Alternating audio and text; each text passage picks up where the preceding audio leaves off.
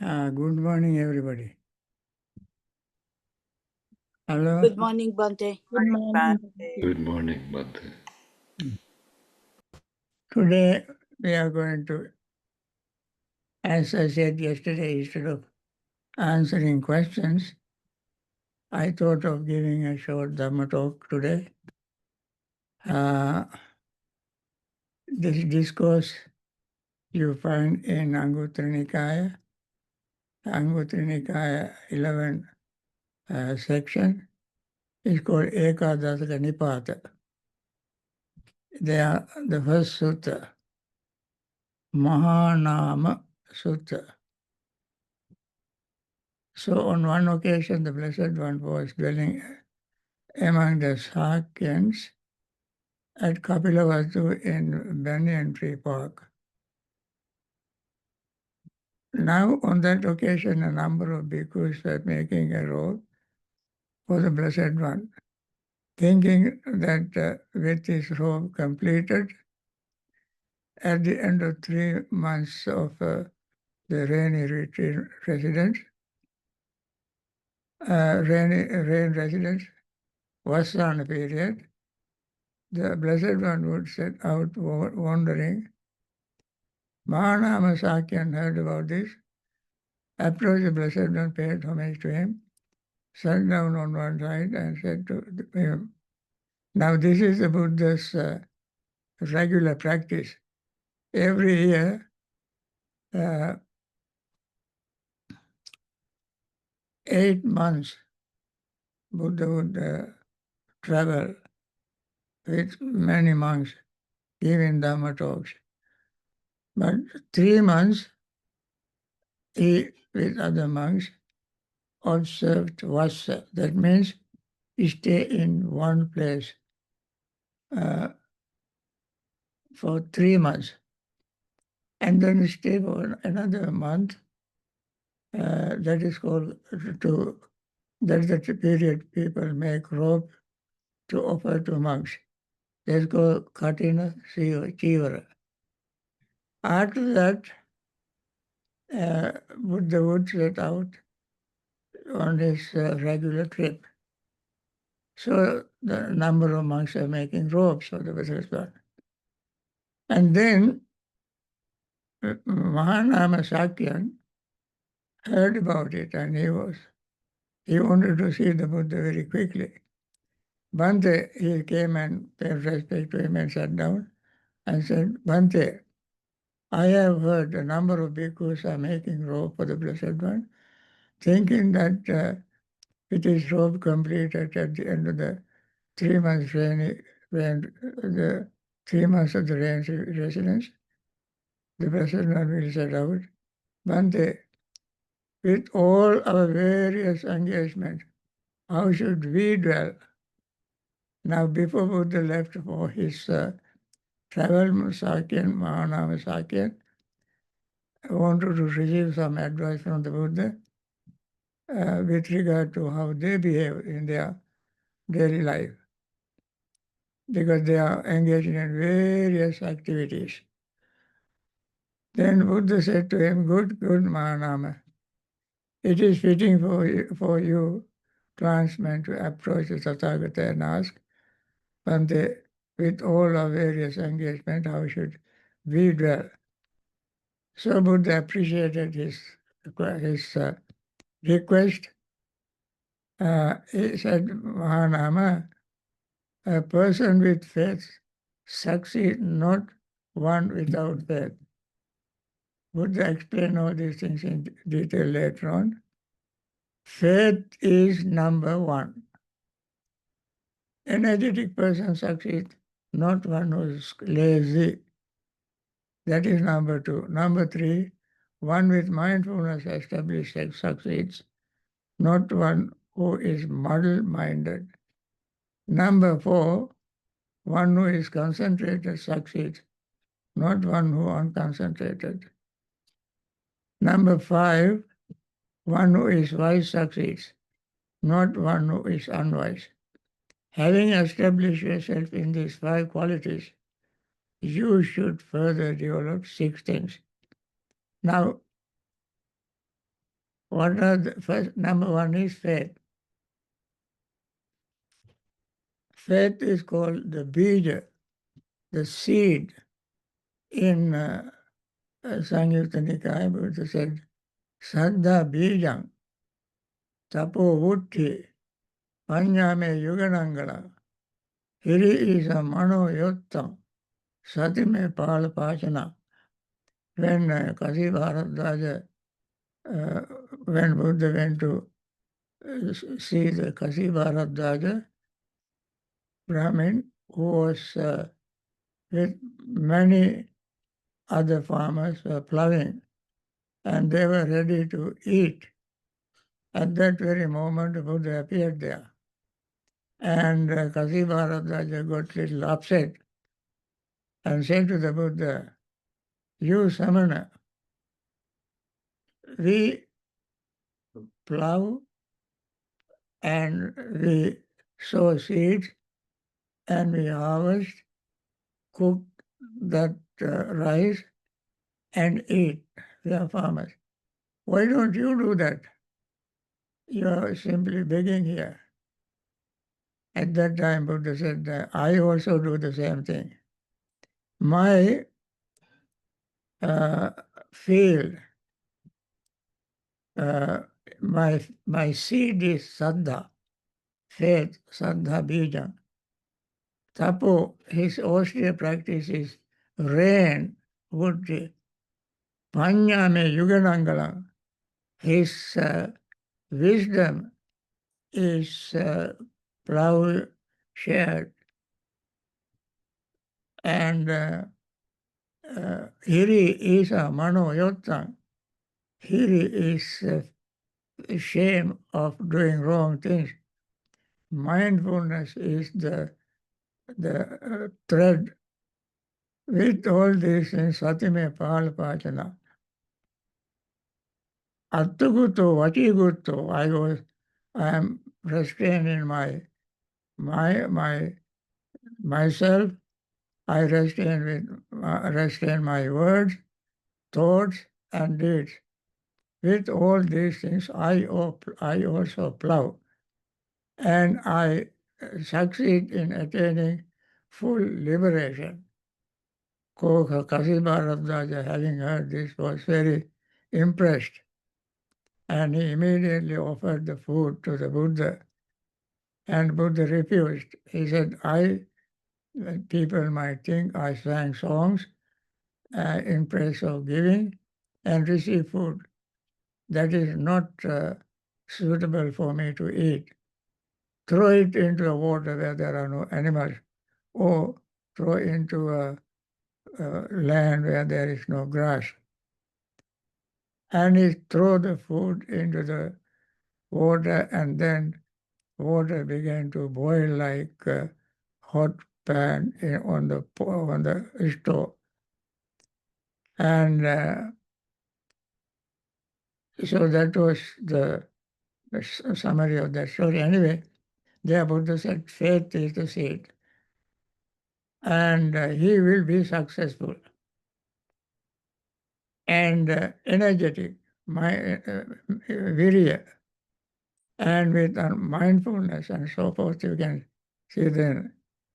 With these five that I mentioned earlier, there are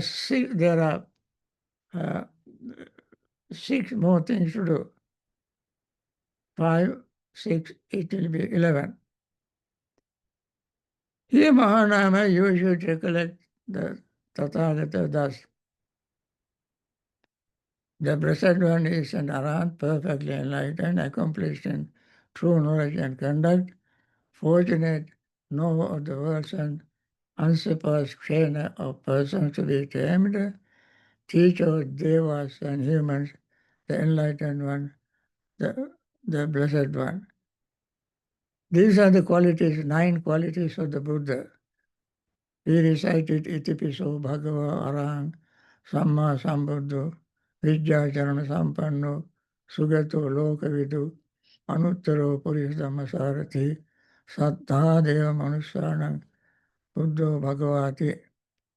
Buddha was perfectly enlightened, Buddha was Arahant, accomplished in the true knowledge, not fake knowledge, right knowledge, and true conduct, noble conduct. Fortunate, Buddha was fortunate to be able to overcome sorrow, suffering, dukkha. He has to be very fortunate to do that. Know all the old worlds, everything in the world, and an unsurpassed trainer. Buddha was trained persons tamed who are tameable. He did not waste his time trying to tame untamable. Like Devadatta, although he lived with the Buddha, he was never tried to tame him because he was untamable. And also Buddha was a teacher of gods and humans. Buddha was not the teacher of humans, but even he taught the Dhamma to Devas. So the Buddha said, when a noble disciple recollects the Tathagata on the occasion, his mind is not obsessed with lust, hatred, and delusion. This is a very wonderful thing. When we think of the Buddha, recollect the qualities of the Buddha, at that time, his mind is not obsessed with the lust, hatred, and delusion. Greed, hatred, and delusion will be abased. It will disappear from his mind. On that occasion, his mind is simply straight, based on the Tathagata. The mind will be very straight. And noble disciples whose mind is straight gain inspiration in the meaning, gain inspiration in the Dhamma, gains joy connected with the Dhamma. When he is joyful, rapture arises. For one with the rapturous mind, the body becomes tranquil. The tranquil in body feels pleasure. For one feels pleasure, the mind becomes concentrated. This is called noble disciple who dwells in balance amid the unbalanced population, who dwells unafflicted among afflicted population, as one who has entered the state of Dhamma, stream of Dhamma. He develops recollection of the Buddha. These are the very wonderful, noble things one must acquire. It is not very easy for somebody to have this inspiration. A noble disciple is the disciple who respects the uh, Sappurisa, Kalyanamitra, and has mind inclined towards attainment of liberation. She whose mind is straight gains inspiration, the meaning Atta, Dhamma, Nirutti, Patibhana. Gained inspiration in the Dhamma, gains joy connected with the Dhamma. When he is joyful, rapture rises, and so forth. You just see on the screen. All this will happen when one has the deep faith in the Buddha, effort, mindfulness, so the thought of generosity and wisdom, saddha, sati, sila, samadhi, panya. Again, Mahanama, you should recollect the Dhamma thus. Dhamma is well expounded by the Blessed One, directly visible, immediately, and inviting one to come and see, applicable, to be personally experienced by the wise. Now, the Dhamma is something you can see within yourself. The Dhamma is well expounded. When the Buddha was perfect, with the perfect state of mind, he delivered the Dhamma, which also is perfect. If the mind is imperfect, full of defilements, that mind cannot explain, teach perfect Dhamma, well expounded Dhamma. The beginning is excellent, middle is excellent, end is excellent. Beginning is Sila, middle is Samadhi, end is concentration, wisdom. So this is the Buddha's teaching that he taught. And this Dhamma is directly visible within yourself. That means you don't have to look for the Dhamma in somebody, in books, but you can see it within yourself. That is directly visible. Once something you see within yourself is the most direct thing that you can see and immediate. And the results of Dhamma is immediate. For instance, when you have greed, that very moment, immediately you feel sad, sorrow, pain, lamentation. When you have hatred, you immediately feel the impact on it. When you have delusion, you immediately see the impact. That is immediate. And invite you want to come and see. Dhamma is within yourself. You always ask the question when you have this invitation, when you get this invitation, who sent the invitation, where to go, what to see. Invitation came from within yourself and asks you to go inside inwardly, introspectively, and see within yourself. Applicable. It is not just a mere theory. It is every single moment you can experience it. Every single moment you can apply the Dhamma into your daily life. To be personally experienced by the wise. Only this Dhamma is for the wise. Panyavantaya sayan Dhammo nayan Dhammo duppanyasa Buddha said in Anguttara Nikaya. This Dhamma is for wise, not for the unwise. Therefore, experienced by the wise. And similarly, as he mentioned earlier, when noble disciple recollects the Dhamma, on that occasion his mind is not obsessed by lust. Just like before, your mind at that time be free from lust, hatred, and delusion. And therefore, you gain inspiration in the meaning, gain inspiration in Dhamma, gain joy and connection. When he is joyful, rapture arises. One as just like before we mentioned, when rapture arises, body can become tranquil. Tranquil in body feels pleasure and so forth. Then dwell unaffected and amid an afflicted population. So, Mahanama, this is what you should do. You live with all kind of unmindful people, muddle-minded people, and if you practice this, have faith in the Dhamma, recollect the qualities of the Dhamma, you will be able to live among unbalanced people with the balanced state of mind. You gain concentration. With the concentration, you gain, you see things as they are. Enter the stream of Dhamma. A stream of Dhamma means you can attain stream entry. Sotapanna you can attain. Then Buddha said, Mahanama, again, you should recollect the Sangha thus. Now, this Sangha is the noble Sangha.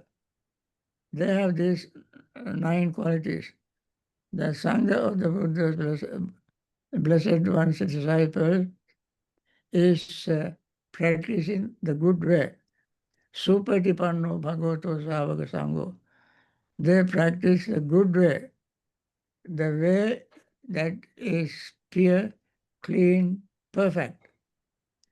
Practice in the straight way. The Dhamma they practice is very straight. That is, directly goes to Nibbana. Straight way. No going here and there. Practice in the true way. True way is the Noble Eightfold Path. They practice it. Practice in the proper way, and they don't practice incorrect way. Even the Noble Eightfold Path, you have to practice in the in proper way, meaning the way that definitely uh, takes you to Nibbana, attaining Nibbana, not wrong way. That is the four pairs of persons, the eight types of individuals. That means these disciples of the Buddha are the noble disciples, Sangha. There is a conventional Sangha and Arya Sangha.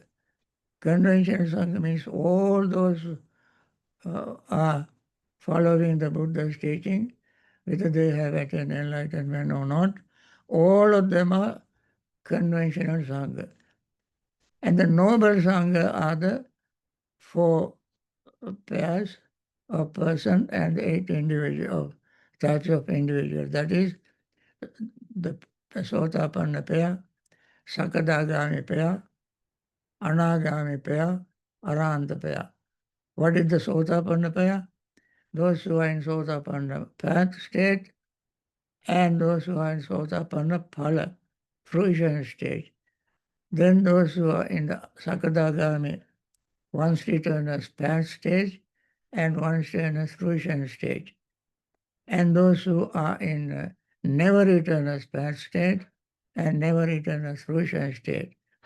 And those who are in Arahant path state, Arahant fruition state. And each state has two individuals. And that is how they become a pair. When you split the pair into individuality, then there will be eight types of individuals. You can see that. This Sangha of the Blessed One's disciple is worthy of gifts, since they also are perfect, like the Buddha himself, perfect. Whatever gifts people give them brings greatest merit in Dakkhina Vibhanga Sutta in Majjhima Nikaya. Buddha has given 14 kinds of individuals dana. And these 14 kinds means those who are in the Buddha, Pacceka Buddha, and so forth. And these 8 belong to that.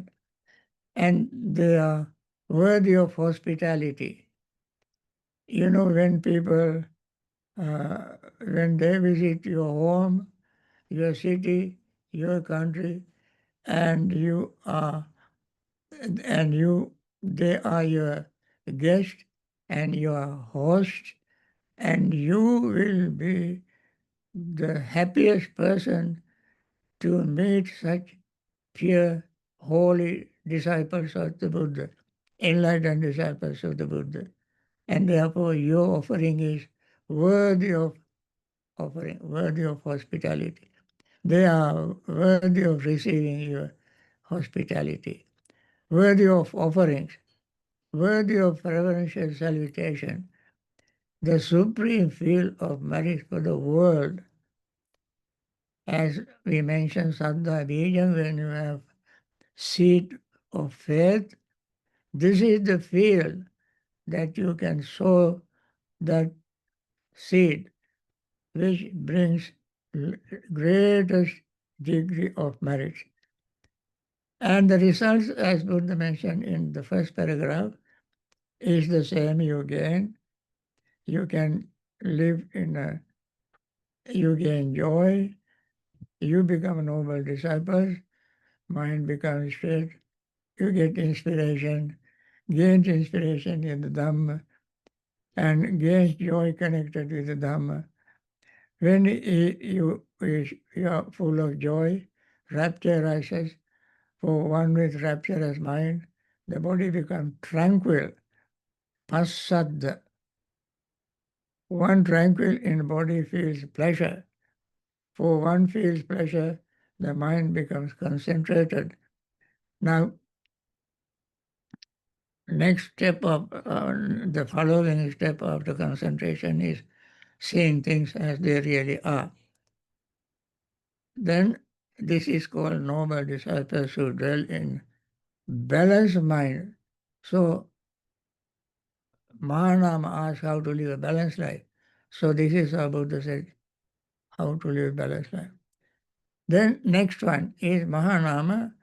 You should recollect your own virtuous behavior as unbroken, flawless, unblemished, unblushed, freeing, praised by the wise, ungrudged, leading to connect concentration.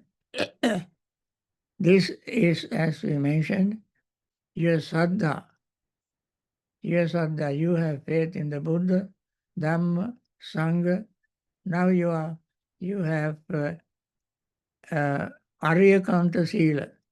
Aryakanta Sila means virtue, your virtue that you develop is a noble virtue, not ordinary virtuous life, virtuous behavior. That virtuous behavior is unbroken. That means once you observe the precept, you never have a crack in it. Sila in English you may call sealant. Sealant is the material you use to close cracks so that impurities, defilements would seep through the crack. You seal it off, then that defilements will never arise in the mind. That's called unbroken behavior. Flawless, unblemished. Nobody can blame you for accuse you of breaking any precept. Then unblushed, no patchwork. Freeing, you are free from that particular mental state. Praised by the wise. Wise are the ones who are always free from defilements, like Arahants, the Buddha, Pacceka Buddha, and so forth. Then ungrasped, they are not clinging to anything. Lead into concentration. You see, when the mind is full of virtue, sila, samadhi, panya. Sila, morality leads to concentration, samadhi. When your sila is not perfect, then you feel guilty. When you try to meditate, your mind will be will be filled with restlessness and worry. Restlessness and worry arises because you have broken your sila, morality. But when you practice it correctly, your mind is very clear, you don't feel guilty, you always will be happy.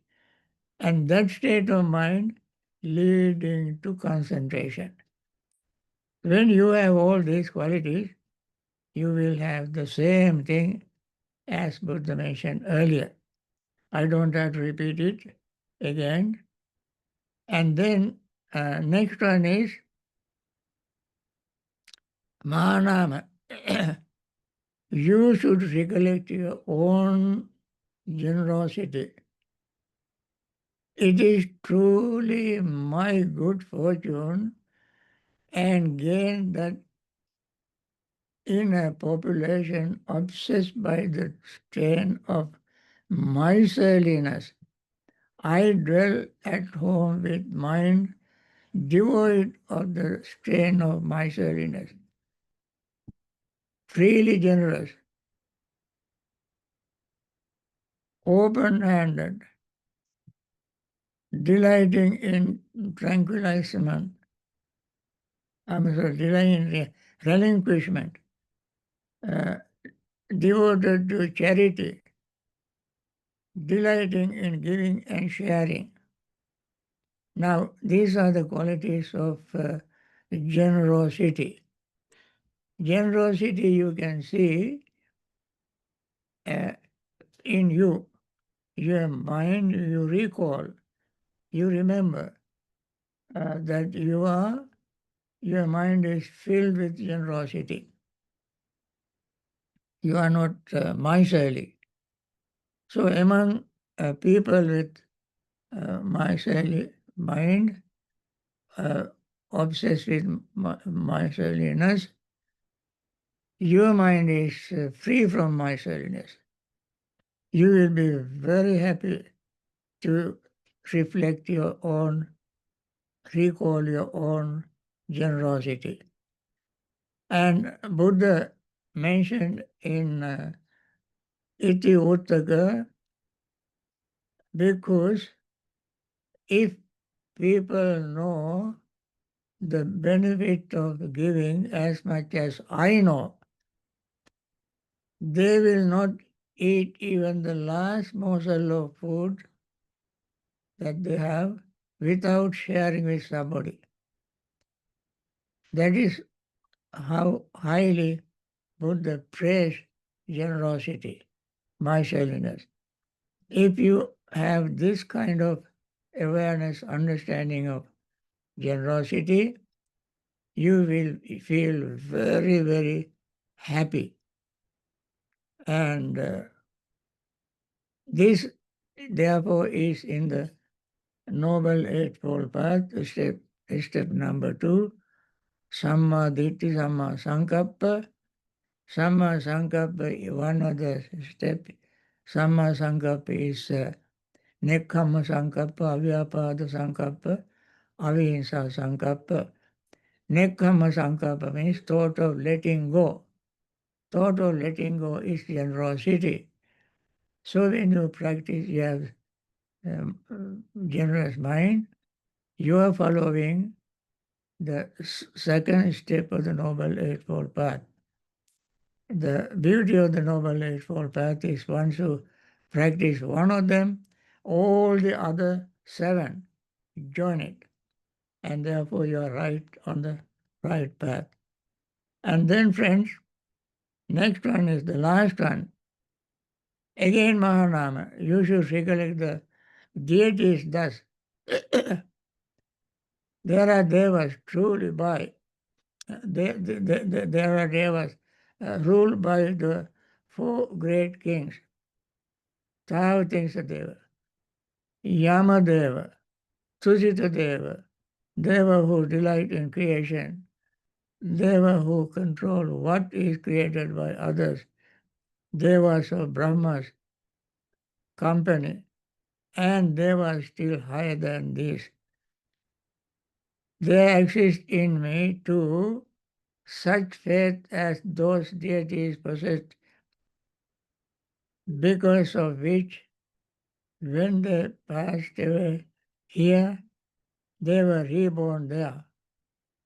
There exists in me too such virtuous behavior, such learning, such generosity, such wisdom as those deities possess, because of which, when they passed away here, they were reborn there. Now, you recall the Devas. There are 6 Deva realms. Chatu Maharajika Tavatinsa Yama Tusita Nimanati Paramita Vasavasti and Brahma Devas. They had these qualities of what are the qualities they had? They had virtue, sila. They had learning, sutta. They have generosity and chaga. They have wisdom. These are five noble qualities. Saddha, suti, chaga, wisdom. And also they exist in me.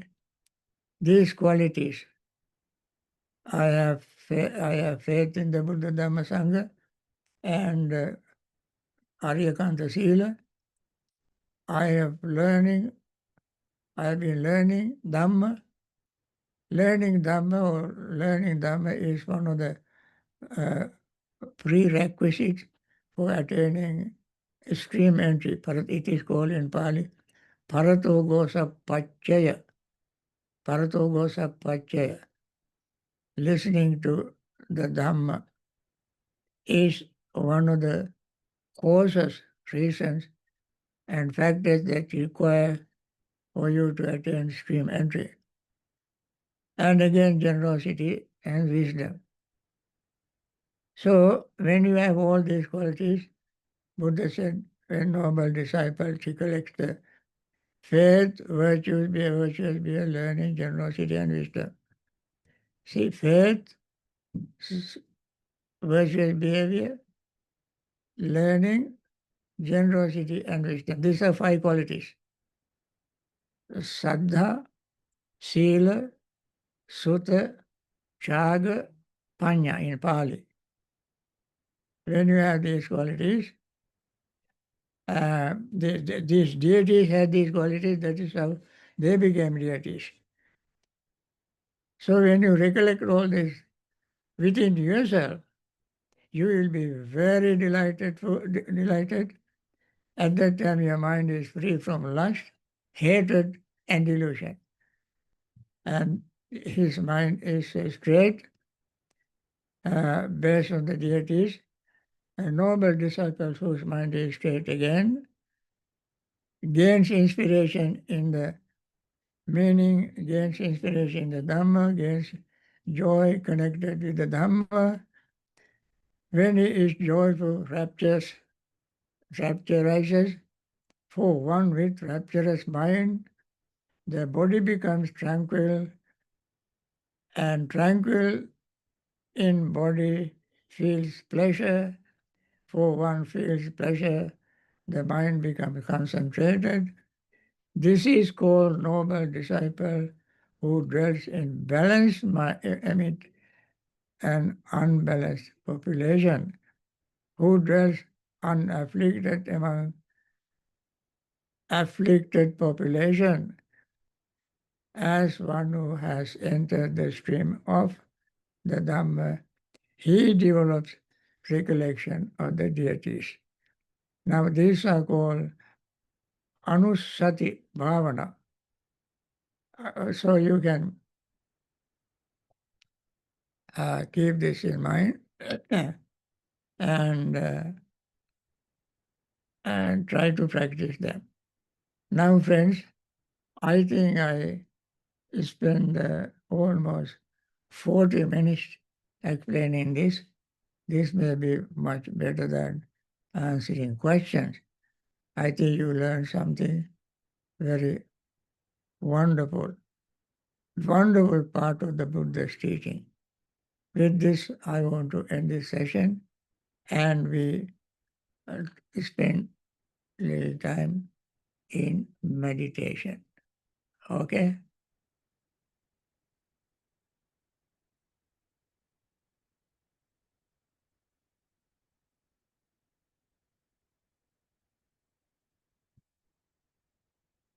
Okay.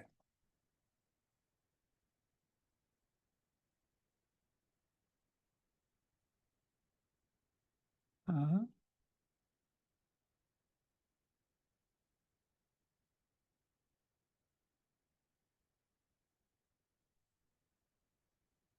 Okay.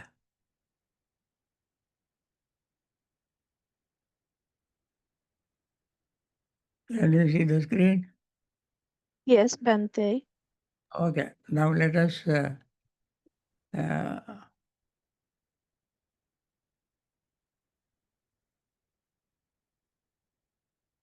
practice meditation, and I recite the passages taken from Loving Friendliness Discourse for Karaniya Metta Sutta. May all beings be happy and secure. May all beings have happy minds, whatever living beings there may be, without exception, weak or strong, long or large, medium, short, subtle or gross, visible or invisible, living near or far, born or coming to birth. May all beings have happy minds. Let no one deceive another, nor despise anyone anywhere. Neither from anger nor ill will should anyone wish harm to another. As a mother would risk her own life to protect her only child, even so, towards all living beings, one should cultivate a boundless heart. One should cultivate for all the world a heart of boundless loving friendliness, above, below, and all around, unobstructed, without hatred or resentment, whether standing, walking, sitting, lying down, or whenever awake. One should develop this mindfulness. This is called divinely dwelling here, not falling into erroneous views, but virtuous and endowed with vision. Removing desire for sensual pleasures, one comes never again to birth in the womb. Okay, friends, we have almost 15 minutes to meditate today, and let us meditate.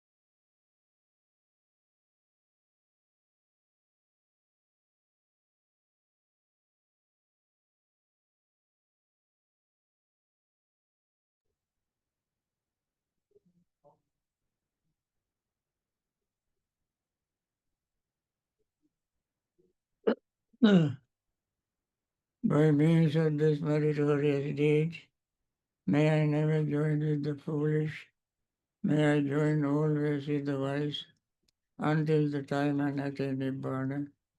May the suffering be free from suffering, may the fear-struck be free from fear, may the grieving be free from grief, so too may all beings be, from the highest realm of existence to the lowest. May all beings arisen in these realms, with form and without form, with perception and without perception, be released from all suffering and attain to perfect peace. So friends, this is the end of today's session, and we see you tomorrow. I don't know whether I will have time to have Dhammapada this afternoon. If I have, I will uh, talk on Dhammapada stanzas. You may keep an eye and play by ear. So may all be those who are in hospitals suffering from various diseases be, recover very soon, return to normal life, practice Dhamma, practice meditation. May they all attain liberation. May all the doctors, nurses, hospital staffs who take care of these people also find time to practice Dhamma, meditation, and liberate themselves from samsaric suffering. May all those who are in troubled spots, poverty-stricken, discrimination, and may they too find time to practice Dhamma, the nature of life, and attain liberation. May those who are grief-stricken after over the death of their loved ones may also find time to practice Dhamma, understand the nature of life, and attain liberation from samsaric suffering. May all those who are in the northern direction, northeastern direction, eastern direction, southeastern direction, southern direction, southwestern direction, western direction, northwestern direction, up and below, be well, happy, and peaceful. May they all attain Nibbana. Now I end session. And Thank you, Bhante. Thank you, Bhante. Thank you, Everyone, Bhante. Everyone, Saranai. Thank you, Bhante. Terun Saranai. Thank you, Bhante. Thank you, Yes, Bhante, thank you, for teaching Bhante. us. Long Thank last. you, everyone, Bhante. Saranai Bhante. Thank May you, you be Bhante. well and peaceful. okay, Thank you, Bhante. Thank you, Bhante. see you later. Bhante Terun Saranai. Taranay Bhante.